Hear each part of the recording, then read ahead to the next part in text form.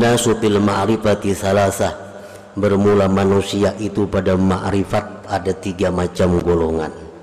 Man arafallah wa urifa annahu araf. Ada orang yang ma'rifat dengan Allah dan dikenal dia itu ma'rifat, dimana kita kenal melihat tingkah laku sikap perbuatannya. Oh, ini orang ma'rifat dengan Allah. Kalau kita melihat orang seperti itu, fajalisu, duduklah dengannya. Wa ta'allamu minhu, belajarlah daripadanya. Kalau orang yang ada ma'rifat dengan Allah dan diketahui dengan tanda-tanda tadi bahwa dia ma'rifat dengan Allah, fajalisu, maka duduklah dengannya. Wa ta'allamu minhu wa la tufariquh, jangan kau pisahi dia. Yang kedua, man urifa annahu la ya'rif wa arafa annahu la ya'rif. Orang yang dikenal bahwa dia itu tidak ma'rifat.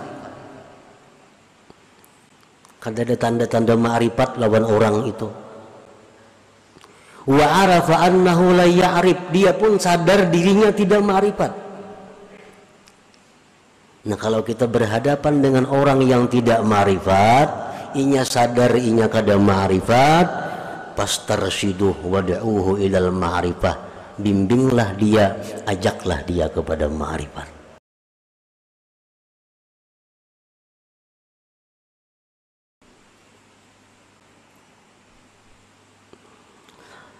Mengutamakan akhirat atas dunia.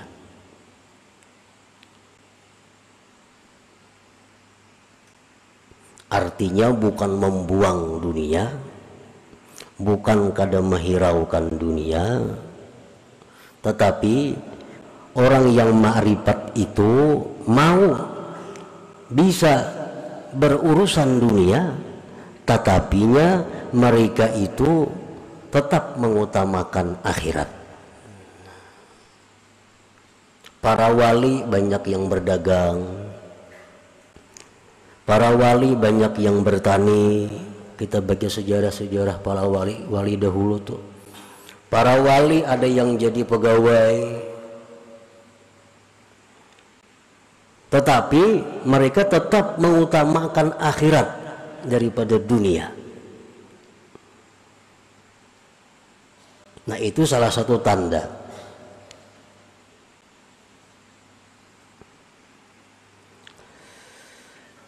Karena mereka orang yang ma'rifat dengan Allah itu meyakini sekali bahwa akhirat itu lebih baik daripada dunia. Nah, baiknya akhirat dari dunia itu bukan berarti harus kita tinggalkan dunia, bukan. Tetapi baiknya akhirat dari dunia itu agar kita utamakan akhirat daripada dunia.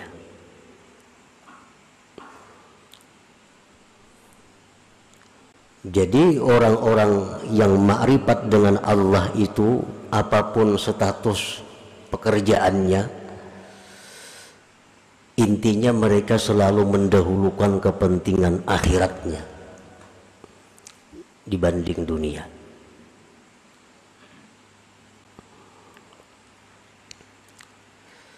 Yang kedua, wal musara'atu ila ittiba'i amrillah subhanah. Mereka itu segera mengikuti perintah Allah. Segera mengikuti perintah Allah. Antara lain adalah, apakah orang yang ma'rifat itu mau berbuat dosa? Imam Junaid al-Baghdadi pernah ditanya orang, ujar orang kepada Imam Junaid, ayaznil arifu, orang yang ma'rifat kepada Allah itu maukah dia berzina? Imam Junaid Baghdadi menjawab, wa kana amrullah qadaran maqdura. Kalau itu memang takdir Allah demikian, bisa saja terjadi. Nah, artinya orang yang arif itu bukan nabi. Orang yang arif itu bukan maksum dari dosa. Mereka mau berbuat dosa, tetapi begitu mereka berbuat dosa, mereka cepat Nah, musaraah, cepat kembali kepada Allah. Itu bedanya antara orang yang arif dengan tidak arif. Begitu mereka berbuat dosa, mereka musaraah, mereka segera kembali kepada Allah, segera tobat kepada Allah. Makanya orang-orang arif itu disebut mahfuz. Nah, mahfuz itu bukan terpelihara dari dosa, tetapi terpelihara dari israr, mengekali dosa. Kalau mengekali dosa kada mau orang arif itu. Tapi kalau berbuat dosa mau. Begitu mereka berbuat dosa, mereka segera kembali ke jalan Allah. Wal firaru minasyawagilil mulhiyati 'anillahi ta'ala, dan lagi tanda orang yang di hatinya itu ada ma'rifat dengan Allah, dia itu berlari menjauhkan diri dari kesibukan-kesibukan yang melalaikan dia daripada Allah. Kesibukan-kesibukan, pekerjaan-pekerjaan yang membuat mereka itu lalai. Nah, itu mereka lari. Artinya pekerjaan yang selama ini sudah bagus nih, wirid-wirid aktif kita baca, menuntut ilmu aktif terlaksanakan. Ini ada pekerjaan cukup. Nah, ada pulang pekerjaan lain yang bagus, yang pina untungnya ganal nih. Tetapi amun ini digawi bujur untung ganal, cuma akibatnya kaina wirid kada terbaca lagi. Mengaji nang seminggu 3 kali jadi sebulan sekali. Ini ngarannya memegang sesuatu yang melalaikan daripada Allah. Nah, orang arif kada mau bekerja, mau, tapi kada melalaikan mereka daripada Allah.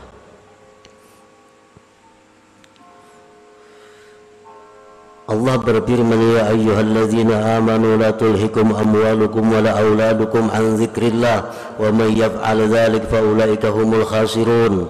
Hai orang-orang yang beriman, janganlah melalaikan kamu harta kamu, anak kamu daripada zikrillah. Siapa melakukan demikian maka dia orang yang rugi, ujar Tuhan. Allah kada melarang kita berharta sebanyak-banyaknya, kada melarang. Nabi Sulaiman paling kaya. Allah kada marah kepada Nabi Sulaiman.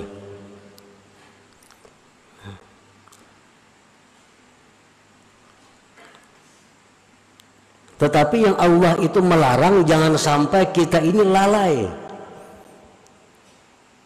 Gara-gara kebanyakan pekerjaan, kesibukan macam-macam, wirid kada terbaca, sembahyang bahanu berjamaah banu kada, harta. Tuhan kada melarang kita punya anak, ulah anak sebanyak-banyaknya. Nabi Muhammad suka. Ini mubahin bikumul umama yaumal qiyamah, kata Nabi kita. Aku bangga dengan banyaknya umatku nanti hari kiamat. Tetapi jangan sampai anak itu membuat kita lalai.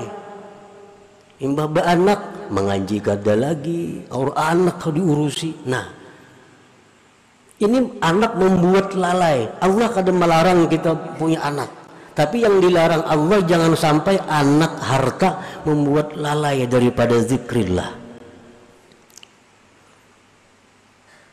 Di akhirat kita akan ditanya Allah, kenapa ikam dahulunya bagus menuntut ilmu, beribadat, hamba ya Allah banyak benar pang engkau beri rezeki sehingga hamba sibuk mengurus rezeki yang engkau beri. Ujar Tuhan, mana ikam sugihnya lawan Nabi Sulaiman betakun bang. Mana ikam sugihnya lawan Nabi Sulaiman. Sulaiman tuh kada pernah lalai kepadaku dengan begitu banyak urusan Nabi Sulaiman. Nabi Sulaiman bukan hanya mengurusi harta, mengurusi kambing, sapi, samud, angin dan sebagainya. Tapi Sulaiman tidak lalai daripada zikrullah. Nah, orang yang arif kepada Allah itu apapun pekerjaannya, apapun yang diurusnya, kada akan lalai daripada zikrillah. Jadi Allah kadang melarang kita berharta, beranak kada. Cuma jar Tuhan la tulhikum, jangan lalai. Al-huznu ala fawati ta'at, dan lagi orang yang arif itu tandanya adalah duka cita keluputan taat. Sedih keluputan taat. Biasanya sembahyang berjamaah umpamanya. Sembahyang berjamaah, mbak itu ada kesibukan apa, talat. Nah orang tuntungan sudah berjamaah, ada huzun, ada sedih.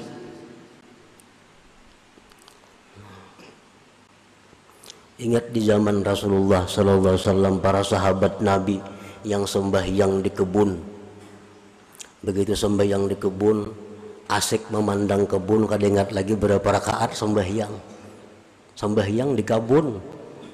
Karena sembahyang itu di rumah, sebagian banyak liliatan. Ini sembahyang di kebun, lalu banyak liliatan. Bagusnya kebun ini, bagusnya kebun itu. Akhirnya kada ingat lagi berapa rakaat sembahyang nih. Nah, selesai sembahyang, sedihnya bukan main sahabat Nabi ini. Dan sampai-sampai kebun yang sekian luas dihibahkan untuk sabilillah. Karena gara-gara kebun ini aku lalai terhadap Allah. Nah, jadi orang yang arif dengan Allah mau saja keluputan taat. Tetapi orang arif itu kalau keluputan taat mereka sedih. Itu bedanya. Bukan orang arif itu selalu aktif taatnya, kada. Mereka mau luput. Tetapi setiap luput mereka sedih. Mereka sedih.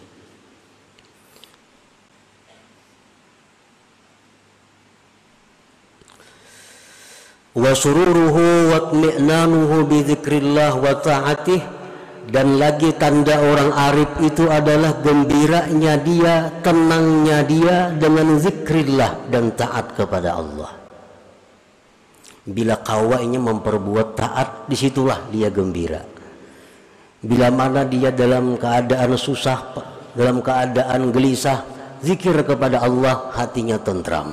Nah itu orang yang arif dengan Allah.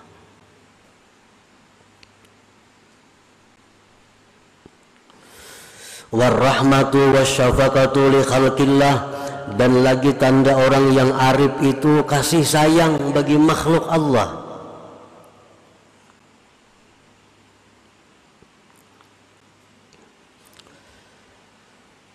Seperti kita baca ratib Al-Adrus, Allahumma salli ala Muhammad ya Rabbi warham kulla muslim, Allahumma salli ala Muhammad ya Rabbi warham kulla mudhnib.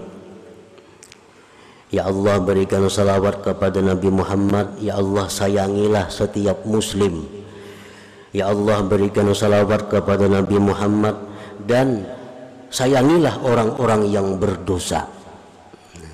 Orang yang berdosa itu bukan dimusuhi, bukan dibikut, tetapi orang yang arif dengan Allah itu mereka melihat orang yang berdosa itu yang perlu disayangi. Nah, kalau mereka menegur kemunkaran, mereka menegur dengan cara syafaqah warahmah itu, bukan dengan cara kekerasan, kehancuran kadada.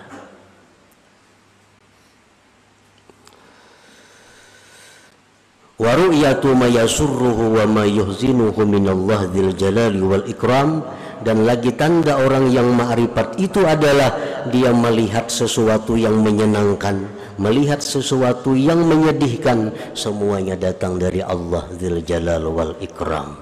Nah itu antara lain asar, tanda ma'rifat yang kelihatan di anggota kalau orang hatinya diberi Allah ma'rifat billah itu.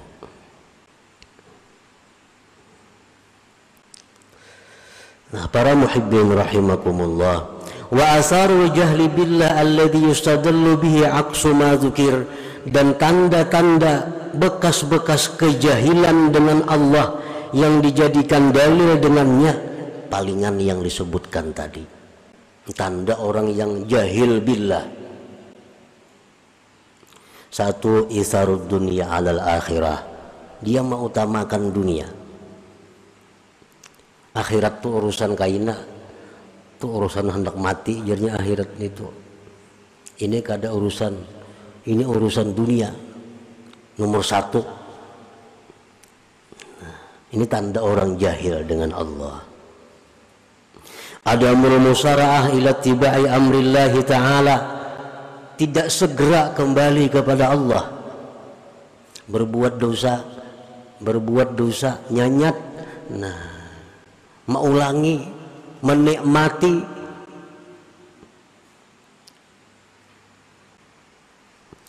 Adamul firar minasyawagil mulhiyah anillah, orang yang jahil dengan Allah itu tidak lari daripada kesibukan yang membuat lalai daripada Allah. Gawian nang ada niki sudah sibuk, sudah kada kau berzikir lagi, gawian ada ditambah lagi gawian, ditambah lagi pulang pekerjaan, nang ada aja sudah kada ka urusan. Nah, ini orang yang jahil dengan Allah. Adamul husni ala ta'at, tidak ada sedih keluputan taat. Ketinggalan pelajaran ada papainya, ketinggalan sembahyang berjamaah kada ada sedih, sembahyang tak keluar waktunya kada ada sedihnya. Nah, sururuhu wa tmi'nanuhu bi ghairillah, kesenangan dia, kegembiraan dia bukan dengan Allah, bukan dengan Allah, dengan manusia, dengan harta, dengan kedudukan, dengan pangkat, kesenangan. Wa adamul mubalat bi khalqillah, dan dia tidak peduli makhluk Allah, kada peduli terhadap makhluk Allah. Wa ru'yatul asbab, dan dia selalu melihat sebab, lupa kepada musabbibil asbab. Nah, ini orang yang jahil dengan Allah. Dan jahil dengan Allah ini bukan perkara mudah, bukan perkara inting. Kebanyakan orang yang mati tidak membawa iman itu akibat jahlu billah ini. Akibat al-jahlu billah ini yang banyak mencelakakan manusia di waktu sakaratul maut.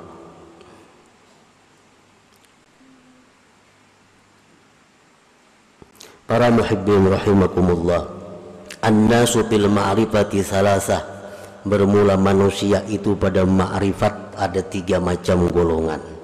Man arafallah wa urifa annahu araf, ada orang yang ma'rifat dengan Allah dan dikenal dia itu ma'rifat, dimana kita kenal melihat tingkah laku sikap perbuatannya. Oh, ini orang ma'rifat dengan Allah. Kalau kita melihat orang seperti itu, fajalisu, duduklah dengannya, wa ta'allamu minhu, belajarlah daripadanya.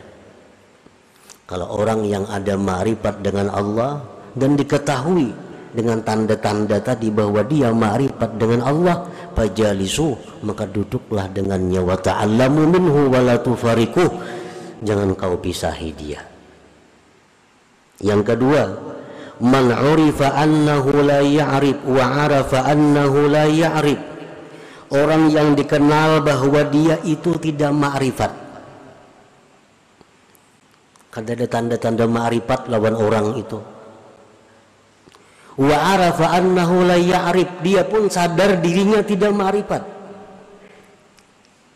Nah, kalau kita berhadapan dengan orang yang tidak ma'rifat, inya sadar inya kada ma'rifat, pastarsyiduh wad'uhu ilal ma'rifah, bimbinglah dia, ajaklah dia kepada ma'rifat.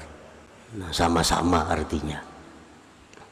Yang ketiga, man urifa annahu la ya'rif wa lam ya'rif annahu la ya'rif wadda'a annahu ya'rif, orang yang dikenal tidak ma'rifat, dari tutur katanya ketahuan, tingkah lakunya orang ini kada ma'rifat, tetapi inya kada tahu pada dirinya itu tidak ma'rifat